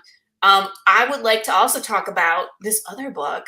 And now you said that this was actually in that you were scripting this before Ed Gein, yes? Yes. Okay. Yes. I was scripting it before Ed Gein, and it was intended to come out before Ed Gein. Things did not work out that way, unfortunately. They never do. It was one of those productions that just didn't go the way that it should have gone. And originally, I was the one who was illustrating it as well. Yeah. And there were lots of hiccups along the way. And I got to a point where I was like, you know what? I'm not the right person to be drawing this, you know, because originally it was going to be the last time I ever drew a comic book kind of thing. I'm sure I will draw another one in the future. But I got to the point where I was like, I need someone else to do this, because at the moment we got a lot of shit coming our way, and I just need to get someone else to do this. That's the thing is, as a writer, the more you take on in other aspects, then the less time you have to write. Yes, absolutely. So that's the hardest part. And when you can find someone as talented as Christian to really breathe life into the story, it just makes sense. You know what I mean? Absolutely. So I approached Christian whilst he was drawing Ed Gein Demon Hunter and said, like, what are you doing after Ed Gein Demon Hunter? Because I don't say this to many people, but I like giving you money. And you know, I gave him a very brief synopsis of it and explained the situation that I was in and stuff, because there was a lot of stuff that was affecting the production that was taking place in my personal life. Like I had to see a solicitor because I had this mad person who was harassing me and stalking me and stuff like that. So that got in the way of things. Oh, for Pete's sakes! I know, right? I know how to pick them, don't I? Oh, man. Something tells me I should change my name so it's still a biblical one, but just a nicer one. Maybe I should go back to doing kids books. I just don't get people. I really don't. But again, that's the whole reason why we're here, right? It's because Ed Gein, we don't understand like why people can be so unhinged at times, but they do it for many different reasons. Oh, absolutely. And luckily, Christian was I know he was in a sane frame of mind when he said yes, but I like to think that he was in a delightfully twisted frame of mind. And I just caught him at the right moment. He went, yeah, go on then. And I sent him the scripts over and he finished up Ed Gein and said, yeah, look, you know, I am doing another book, but I can do 2 books at the same time. That's not a problem and stuff. And I sent him the script. Now, when I sent him Ed Gein Demon Hunter scripts, it had been a long time since I had sent anyone a script who was in the industry, who's a professional, and got their critique back and stuff. So once I sent him the script, I didn't have nights of solid sleep. I had nights of solid anxiety. Yes. Because I was like, oh God, like Christian is so much more in this industry than I am. Like, what if he hates it? Right. What if he hates it but still draws it? That's that imposter syndrome that creeps up on us. Yes. Even though when we know we have something, like I'll send a script and and same thing. People, I just wait, and it's like I'm waiting and I'm waiting, and I'm like, they just didn't read it. I'm like, they're too busy, or if they did read, what if they hated it? Oh my God. Yes. What if it's terrible? Like, I'm not going to send this script to anybody else. Yeah. So I sent those scripts and like was biting my nails and everything. And then he came back and I will never forget it. His email said, okay, so first of all, you're a really talented writer. This story's great. I thought, I'm never going to get better than that. And then I sent him the Lady Satan scripts and he came back and he said, look, I've worked on a lot of different books. And he's worked with publishers like Alterna Comics. He's worked for DC Comics as well. So he's seen a lot of great scripts. And he came back and he said, this is the most original and fascinating script I have ever read. And I cannot wait to get started on it. And I was like, yes, come on. You've done it. Success. Yep, absolutely. Awesome. And then he told me about how much more I needed to pay him in comparison. I was like, oh, okay. Worth it. You buttered me up just right. I'm like, I have to whoop I have to what? I'm like, to be fair, okay. Christian is such a good artist that he could turn around and say, right, per page, I want you to go out there dressed as Spider-Man and hug a nun, and I'll take that as payment. And you won't think twice. I would do that in a heartbeat. Exactly. You'd be like, okay, done deal. Do you want money as well? Is that all? What else do you want me to do? Like, done. Say less. Whatever price he says, I'm like, no worries. Like, I'll sell a kidney. It doesn't even need to be my kidney. I only have 2. That's why I use other people's. Right. I'll be like, I have to go. Be right back. I'm gonna get a shovel. And the work he's been doing on Lady Satan is absolutely fantastic. I mean, when he was sending pages through for Ed Gein Demon Hunter, every time I got a batch of pages, I was just like, wow, it just gets better and better and better. And then I'm seeing the Lady Satan stuff come through, and Ed Gein's over, and we've wrapped up campaigns and stuff, and I'm doing conventions, and I'll be out there speaking to people and signing books. And then I would get an email and be like, oh, it's a Christian email. This is exciting. And then you would open up those pages and be like, fuck, this is incredible. And like, I mean, I asked him to draw some pretty horrible stuff in Ed Gein Demon Hunter. It gets darker and worse in Lady Satan. Yeah. Never complains. He never questions it, never complains. He just reads the script and he's like, on it. I love artists that are like that. Like my story, same thing, where it's like, okay, we're going to get pretty dark in this one. And they're just like, all right, what color do you want the hair to be? And I'm like, that's all you, all right. It's great because in a way it means that every time I do a book, not only am I challenging myself as a writer, I'm challenging myself to find that thing that I can put in the book that will make the artist turn around and go, I love you, but no. Gonna get it. I think the artists like to be challenged themselves too. And it's absolutely. Like, and of course with horror, it's like in the beginning, you usually, like for me, my issue 1 is a pretty gory moment. But the further we get into the story, the crazier it gets, the more gory it gets, and more, outlandish, right? So it's like in the beginning, it's like there's a challenge, we're gonna continue to challenge, but wait until we get to like issue 7, issue 8. And then I'll be like, good luck, artist. Yep. We're gonna have some fun, right? But it's like leading up to that, they're constantly growing and pushing themselves anyway. So I love the fact that artists are like that, where it's like the longer you work with them, they continually amaze you. They're always upping their game and they're turning in art. And I love getting new pages from Marco, the same thing, where it's like, oh, look at that, And I'm like, I want to share it, but also don't want to spoil the story. So I have to restrain myself from being like, look at all this stuff. Well, the thing is like with Ed Gein, I sent him all 4 scripts straight away. Yes. So that he could read the hot story as a whole. With Lady Satan, I knew it was going to be like a few story arcs, and each story arc would be its own self-contained story, but together they would tell this much larger story. Yeah. So I actually send him the scripts. Like when he finishes one issue, he gets the script for the next issue, because I want to keep him in that suspense. I want to see how long I can keep him on board for. I know, right? I know. And like each time he's just like, oh, this is great. And I'm like, yeah, and it's going to get darker. Right, it's going to get rougher. He's like, I'm putting my punches on this one, but not in the next one. I won't be. Yeah. Yeah. I feel you. And it's like, I always warn my readers too. I'm like, don't get attached. Yes, absolutely. See, you warn your readers. The most warning I do is, I am a bit weird. This is a bit messed up. And that's it. I don't give them any more than that. Well, that's like the blanket thing I said from the beginning. I'm like, don't get attached. And I just say the same thing every issue. I'm like, don't get attached. But I've heard lots of people just read my comic and then throw it when they're done. They're just like, that's stupid. What's next? But that's what we want, people. That's what we want. So can you give us an overview of what Lady Satan is about? Yes, I can. And I shall. Lady Satan is the story of Lucille. Lucille is a stripper from Paris, France. And she's had a bit of a rough upbringing. And she finds herself in a position where she's been abducted to be the star of a snuff film.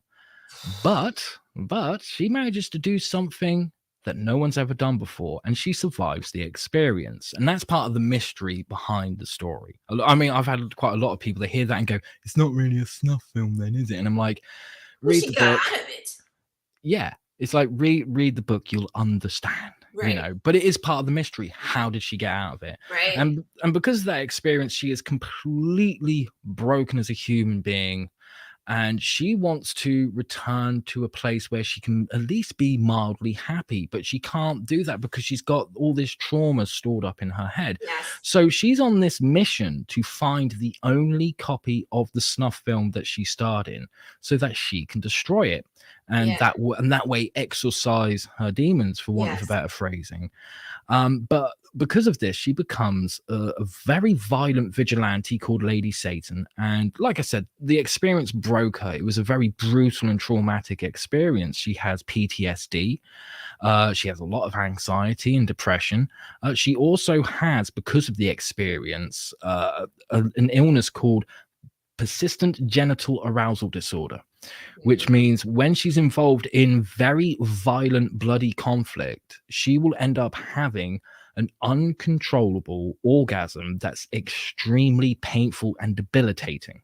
How traumatic.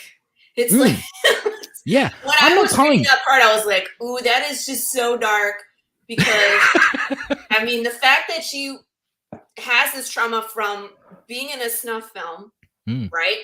So there's already sexual nature there, and then it ruins the experience for her going forward. So she's getting these uncontrollable orgasms, and it's not pleasure, it's pain, and it's a constant reminder of what she went through. So there is no escape. So even as she continues to exercise her demons, it traumatizes her further and further. And I was like, oh my God. Yeah, I'm not kind to my characters. No, Don't know if you can tell. Never are, but that's where she starts. Yes, that's where she starts, because like, when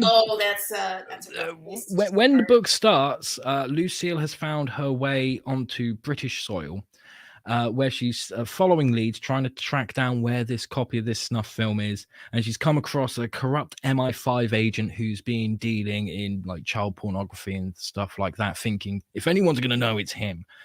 And she discovers that he has a bunch of files on a lot of very horrible criminals. And one of them happens to be a high-ranking British police officer named Chief Inspector Bennett, who Lucille recognizes as being the man who tortured her in front of the camera for the snuff film. And he's under investigation from the MI5. He's about to be arrested. So she sees that there's this small window of opportunity. It's not the snuff film, but it's a part of the snuff film. Right. So she now goes out to exact her revenge upon Chief Inspector Bennett without getting arrested and before he gets arrested, which is one hell of a challenge. And that's just the first story arc of Lady Satan, because she will learn that there's a lot more to her snuff film than she realizes. Something a lot more sinister and a lot darker that she has to battle as the story progresses. Yeah, I figured you weren't going to stop there. No. Why would I? Why would I? Issue 1, people. So this story, how many issues are planned? Well, that depends on how many story arcs I can keep this going for. So you are currently writing it? Well, no, I've got the first story arc written. Okay. All the other story arcs are planned out. Okay, so I'm treating it a bit more like a TV show. I have a map, a roadmap of where it's going, and I reckon it will be about somewhere between 3 and 5 story arcs. And I'm intending each story arc to be roughly 3 issues each. Gotcha. So Christian is signed up to do the first story arc, the first 3 issues. And I haven't told him this yet, but I am going to beg, plead, possibly cry, and say anything that will keep him on for the rest of the story arcs, because he is such a magnificent artist and he's done such wonders to this character and this story. I can't imagine anyone else doing it. And I don't think I want to see anyone else doing it. Right. I know that feeling. Absolutely. It's like you get used to seeing your characters a certain way through a certain interpretation. Yeah, I mean, I've got no problem with working with other artists. I mean, one thing I will say is the book that comes out after Lady Satan. I'm not going to say what that is. You'll have to wait till towards the end of the year to find out. But I do have an artist booked for that book that isn't Christian. Gotcha. Because Christian will still be working on Lady Satan at the time. So I'm going to have two artists working, which means I am going to be broke for a very long time. No social life, but I never had one in the first place. It's all well, if this is if you want to come on my show, we can call this your social life. You can come excellent on the show and hang out and chat, and we'll call this social life because it's kind of what I do. I'd rather this. I mean, like, have you been outside lately? Right, it's full of people, bunch of bastards. Today I actually have interesting situation. My husband is at work and my kids are at grandma, so I have the whole house to myself in the summertime, and that never happens. So I feel like it's quiet here, and I kind of like it. But usually it's the opposite for me. There's so much going on where it's like I don't get that quiet time to just be by myself. And of course, that's all going to change soon anyway because we're getting a puppy on Saturday. Yay, awesome. The puppy! But it's a puppy. Like the first 3 months is the hard part. But I'll bring him on the show. Darkness. Like I'll show people the new puppy too. Here I am, Prince of Darkness, going, yes, snuff films, serial killers, and then you mention puppy, and I'm like, woo! I know. Aren't we a funny breed? The horror people were like, we are. We are. You know, death, dying, decapitation, some disembowelment. It's good. It's good. Ooh, shiny things and puppies. We like that. Oh, we like those. It's because they're complex creatures. I can't explain it, people. That's just how we roll. It is. We have. I think we have a very healthy relationship with the dark side of life. Basically, you just have to walk. In my opinion, I have to walk the line where it's like I write things that are so dark. I need to spend some time in the light, or you know what I mean. I'm very creative, but I can be very destructive because I do martial arts. You know what I mean? So I can wonderful. So I think my whole life is about finding that balance between the darkness and the light and where to walk. Yeah, I think for me it's more the case of knowing that there's darkness in the light, but there's also light in the dark. Yes. I know that sounds very contradictory, but there's a lot of truth to it. 100%.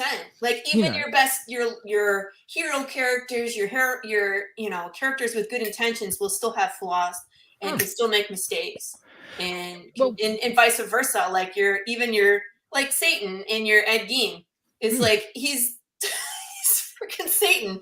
But still, what he's doing is trying to stop the destruction of everything. So he still has some redeeming character. So it's interesting. You know what I mean? Can I also mention that having the name Lucifer Storm and your artist Christian Rossi, having the two names on a cover is also kind of contradictory. It's kind of interesting. It's brilliant, isn't it? It's amazing watching people read those names and looking so confused. Sometimes it's just how things happen, and it was meant to be. You know what I mean? Exactly. But it's lovely seeing that expression, like they're looking at the book as if it's a winning lottery ticket. But their expression is saying, someone's just told me I've got 5 seconds to live. And they don't know how to process it. And right. I think that's such a lovely thing to see. Because we, like the universe that we live in, it's full of duality. Mm-hmm. Everything exists because of duality. And like seeing that happen in front of you, that lovely, ambiguous duality happening. Oh, it's amazing. Absolutely, mate. It's like when people are reading the book and they go, yeah. And they're like, hold on, I just rooted for the serial killer. Right. What am I doing with my life? I was laughing about what the demon said. You know what I mean? Because Ezra's really funny. Yes, I like lots of people like Ezra because he has such a sarcastic, dry wit to him, and like he's got that lovely like posh tone to his voice. Yeah, and then something will just spill out. Right. There's no filter. I mean, he's a demon. Why should he have to filter? But it's just he cracks me up. Just the things that he says, and the fact that he's a bloodhound. Yes. I absolutely dopey looking dog with big old ears. and he's saying this stuff. Like I think one of my favorite scenes in it is where they're at Warden's Hardware at the beginning of issue 3, Yeah. And Ed's asked him to sort of like keep Augusta occupied because he's got a plan and stuff, and he's had this altercation with Augusta, and then like Ed's done something, and Augusta's about to teach him a lesson, but she's got Ezra by the scruff of his neck, and she just smiles, and then she throws him through the window, and he bounces on the sidewalk, and then he just, what was he said? I should know, I fucking wrote it, but he says, I'm not being monetarily compensated enough for receiving this kind of abuse. I think that is my favorite bit of dialogue for Ezra. He's like, I didn't even want to be here in the first place, and now I gotta do this. Yeah, and now I'm putting up with this shit. But I also love his relationship with Ed, because Ed is opening up to someone for the first time. Yes. And he's starting to listen to what other people are saying for the first time. Right. And he's still trying to fight that, no, what you're saying about my mother's wrong. But they're laying down the evidence that he cannot ignore. And for the first time in his life, someone isn't manipulating him. They're not trying to control him. He's a God-fearing man. He's speaking to a demon that's disguised as a bloodhound. And that demon is saying to him, I'm proud to be your friend. Right. And there's something really nice and moving and touching about that. Like, their relationship, it's one of those things I walk away from the book and I'm like, if anything, I think that is one of my proudest moments in this story, is being able to craft that kind of relationship. Because I know I'm not alone when I say there were certain times where I'd read back like little bits, little scenes like that, and I go, "Aw." Yeah. And there are people who are reading it and they're doing the same thing, and then they're slapping themselves going, it's a serial killer and a demon dog. What the fuck? I feel this way. I shouldn't feel this way. Yeah, exactly. That's a win. I've been ignoring the chat. So first of all, I want to say shout out to Max and Atrocity Press. Here he has all his stuff here. Ninja Bimbos, we're gonna play their commercial later. He did have a question, and we kind of touched on this, and I was researching this as well. Where he's like, he always wondered about Gein. If his mother said all women are promiscuous, does that mean she was promiscuous? Where she saw herself above that. So she had that narcissistic tendency as well, where it was like, the world is all shit. Listen to your mother knows best. Women are crap except for your mother, right? Yeah. She was a very committed woman. She she stayed with her husband right through to the end. And she had nothing but bad things to say about him. But it's one of those things where you go, was Augusta fucked in the head because of the husband? Or was the husband an alcoholic and abusive? He had to deal with Augusta. Yeah, and I think that is more likely the case. The evidence would suggest that it was Augusta that was at the heart of all of it, and that led him to drinking. He was then abusive towards the children, because for a lot of guys, if they end up marrying a woman who has narcissistic personality disorder, they can get out of it until they have kids. Right. And that's where they're in a position of, I can either go and deal with some sort of survivor's guilt, or I can stay and be a martyr. Either way, it feels like death to them. So they're like, hey, better the devil you know than the devil you don't. Right. And Augusta was someone who did see herself as above everyone else. She was one of those people that would always say, like, I'm a real Christian. They are not a real Christian. Right. Okay. And she was always grow up, man. Yeah, absolutely. I mean, when you really look into it, obviously doing a book like this, you're going to get lots of people who are like, how dare you? How could you? Rah, rah, rah, rah. And when you really look into it, it's a very tragic life that Ed Gein had. I always make it clear to people, I don't condone what he did. Right. But this isn't about what he did. It's about why he did it. And the reason why he's fascinating and scary at the same time is because that could have been any of us. Right. Seriously. Again, it's that nature versus nurture. How much of it is him inheriting Augusta's messed up genes? Yeah. You know what I mean? Versus how she raised him as a person to be able to do those things. And it's like that when he lost his empathy because she taught him that women were, tools of the devil. Yeah. There's no empathy there. And then, he has no problem digging up their corpses and turning them into lampshades. Yeah. And all because he wanted to bring his mother back from the dead. Right. Because he stayed with his mother right till the day she People, if you want died. to read something interesting, go read Ed Gein's Wikipedia page. Yeah. Where it talks about, you know, basically when she had died, that's when he started creating the skin suit, because he literally wanted to become her and like crawl into her body. Because another thing that I found out from the research is that at first he wanted to bring his mother back from the dead. He believed that he could using things like voodoo. And then he found that that didn't work. And he realized he had this thing happen in his head. And this is very common with people who are abused as children. Is whether it be psychological, physical, sexual, doesn't matter. This is very common. Is they have a moment, especially in their adult life, where they go, would this have happened to me if I was the other gender? Right. And Ed spent a lot of his life feeling that he should have been a girl. And a part of that was because of the abuse he was receiving and his subconscious telling him, if you were a girl, this wouldn't have happened. Especially as when he was born, Augusta had already had one child, a boy, and she hated having that boy. She was very sexist towards men. And when she found out she was pregnant again, she spent night after night crying as she prayed to God, please let this one be a girl. That's fucked up. It is. It's really messed up. And when she ended up having Ed, she was like, right, well, that's the first thing you've done wrong. I'm sure there'll be a long list along the line. So a part of the reason why he was killing women and digging up corpses and using their skin to make a female suit was because he wanted to have a sex change. And during that time, the only way you could do it is you had to fly over to the Netherlands. And he couldn't afford to do that. So he did the next best thing. He made his own skin suit that he would wear at night to become a woman. Right. Yeah, he had faces. And it's interesting to me that his father had worked as a tanner, so he probably picked up some of those skills at some point. Of how to deal with skin, because skinning something is not not a skill that you innately have, people. No, absolutely not. And like you speak to taxidermists and they'll tell you how difficult it is, and how just on you could get a row of, say, like crows to taxidermy, and each one's skin will just be that tiny bit different. So you got to handle it that tiny bit differently, and all the different chemicals you have to use and stuff.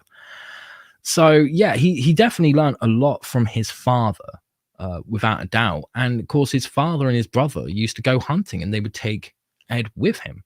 And he was he was a very sensitive child to a lot of this stuff. Another one of his earliest memories was being out in the yard reading a book, and then hearing noises come from the barn, and going in there and seeing his father and his mother gutting deer. Yep. And that terrified him. And they would see him there and go, what are you doing, boy? You shouldn't be seeing this. And then they would beat him.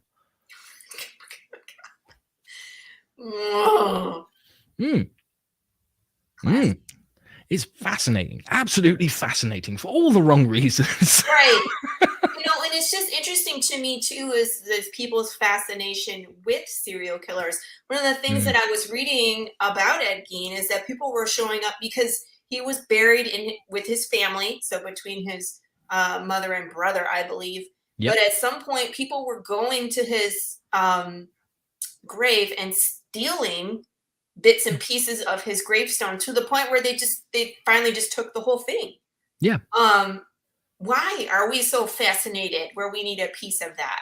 It's really interesting that people can be that way, and then we're interesting because I don't know if we not idolize, we're fascinated with that.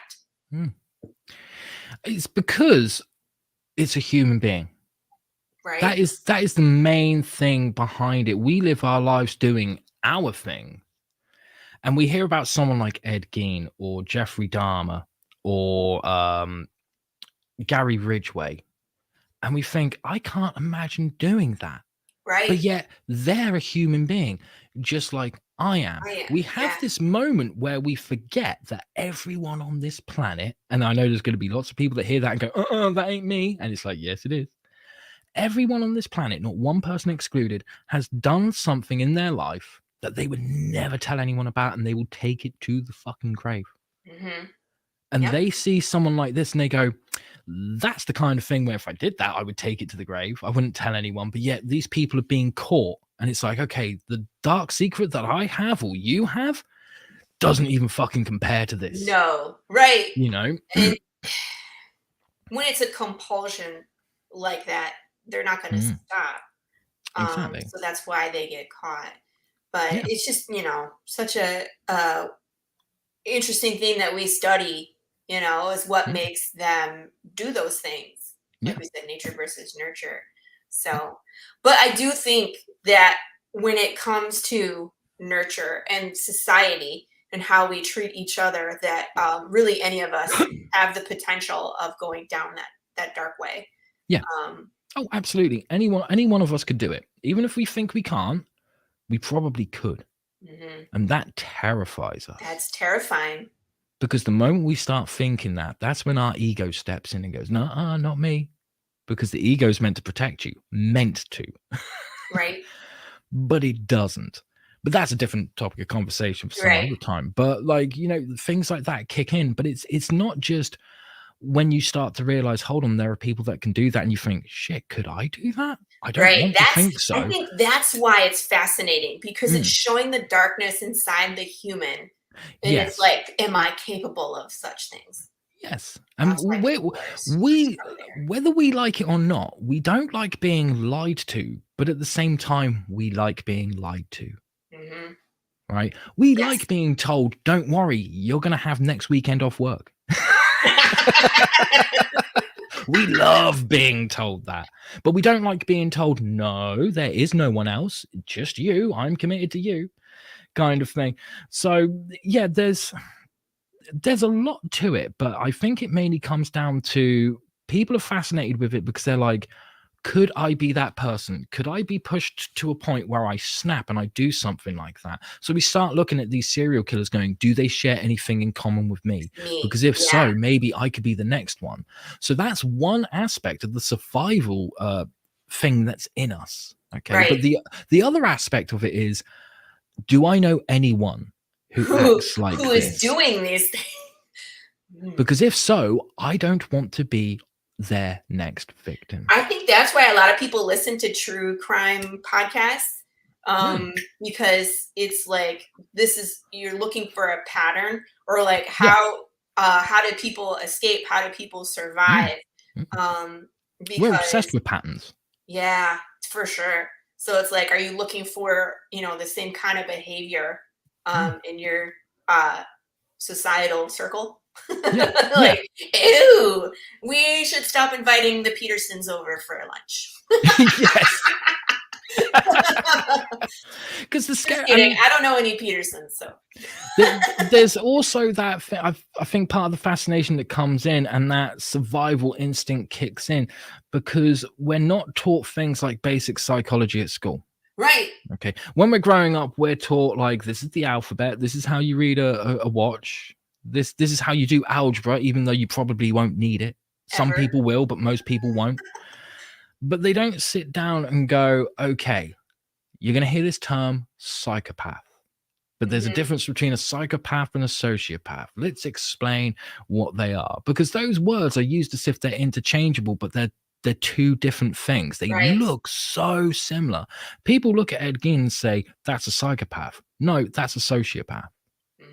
It's the same with Ted Bundy, same with John Wayne Gacy. I think you'll find pretty much every serial killer out there falls in the realm of sociopath. Right. But if you really want to be scared, right, 1 out of every 10 people you walk past is a psychopath, and you don't know it. Dun, dun, dun. Exactly. Exactly. And it's not me. I swear to God, people, it's not me. No, see, we're the first two. Pops is the third one. So if we get another 7 people in, whoever the 10th one is, sorry, buddy. It's usually the panel we get together. And I think the odds are a little bit higher in the panel sometimes.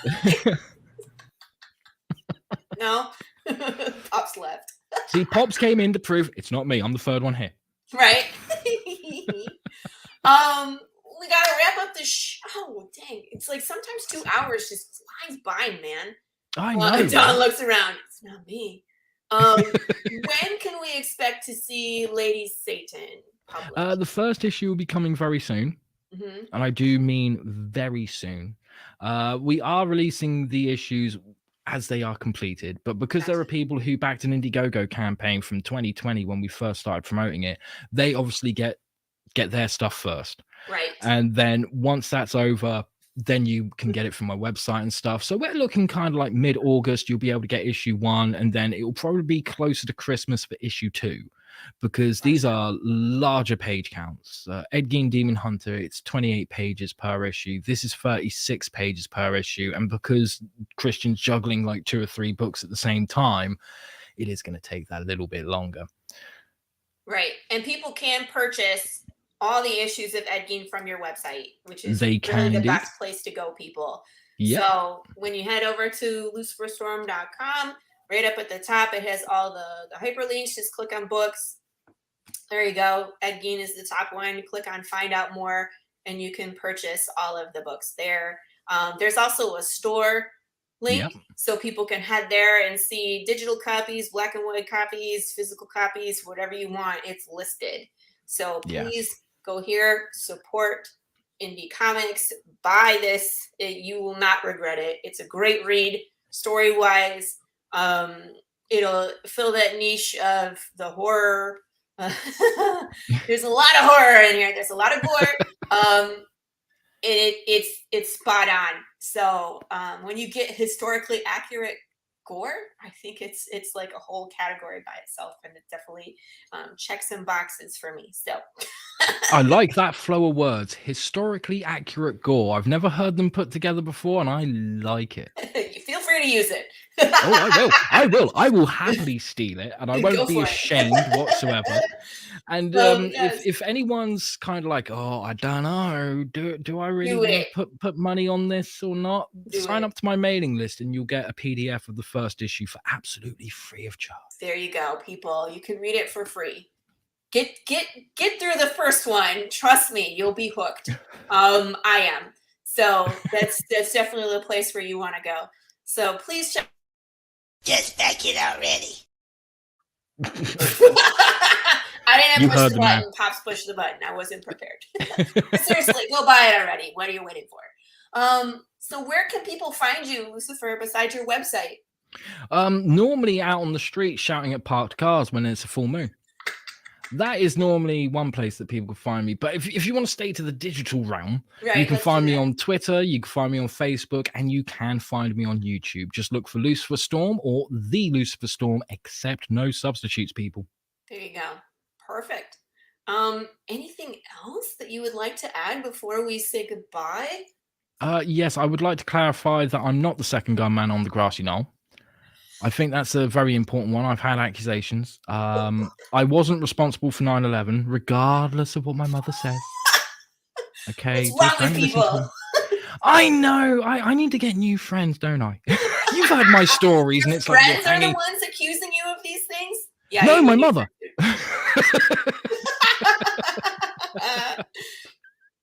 Awesome. Well, thank you again so much for being on the show. Thank you for having me on. Great conversation. Please come back whenever you have anything on your mind and you want to come on. You are welcome. I will. I feel like there is a treasure trove of stories out there that we could talk about and really pick your brain about writing. I think you have some great ideas, and I would love to just talk about like writing mechanics. It's great to watch art being created, but really, let's talk about creating a story sometime. I would love it. Yes, I would love to do that. That would be amazing. Thank you so much. All right, everybody, say goodbye to Lucifer, and I will catch you all next week. I should actually have the button prepared before I say that. No, why do Okay, bye, everybody. Bye.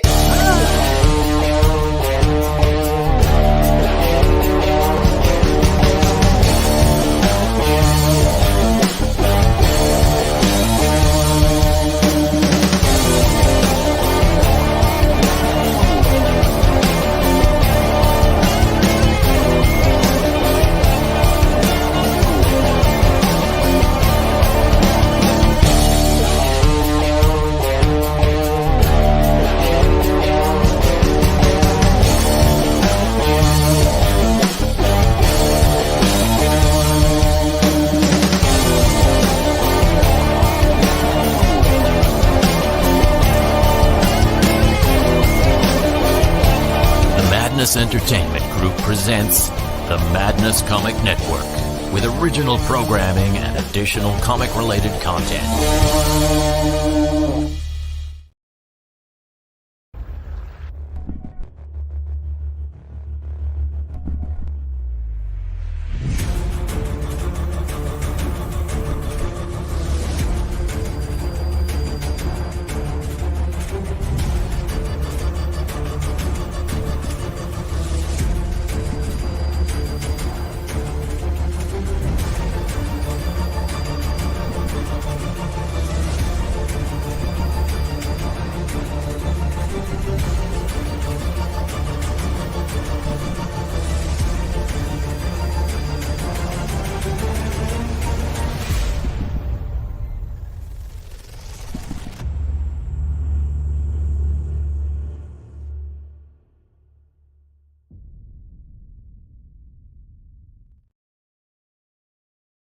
The Civil War was America's bloodiest conflict. Over 500,000 died to preserve national unity. When the war ended, Confederates like Harley Brogdon headed west, shooting game for the Army and gambling. When a card game turns deadly, Harley shoots in self-defense, killing the card sharp who threw down first. Wilfred Knorr, the card sharp's wealthy father, will stop at nothing to see Harley hang. Harley flees to Koepp's Gap, an old silver mining town at the foot of the Rockies. A remarkably peaceful town, especially after dark. But the sheriff harbors a dark secret, and no one dares go into the mines anymore. Koepp's Gap is full of secrets. People speak in hushed tones of something in the mine. Something worse than their cursed sheriff. Something even the Indians fear from the deepest pits of hell. Every secret will be exposed. Bronze Star. Order your copy at bronzestarcomic.com.